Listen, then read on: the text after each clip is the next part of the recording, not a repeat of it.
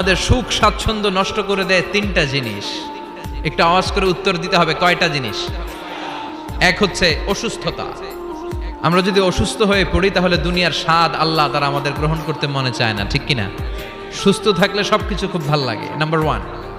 Number two হচ্ছে বার্ধক্য। যারা যুবক তারাই আসলে পৃথিবীর সব নাজ নেয়ামত বেশি ভোগ করতে পারে।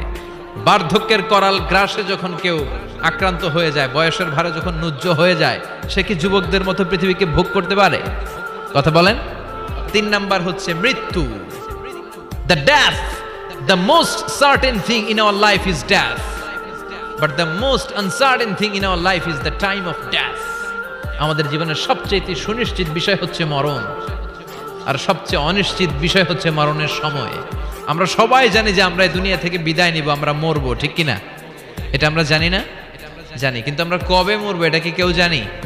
চিল্লায় বলেন। তাহলে এই তিনটা জিনিস দুনিয়াতে আমাদের সুখ স্বাচ্ছন্দ্য স্বাদ আহ্লাদকে নষ্ট করে দেয়।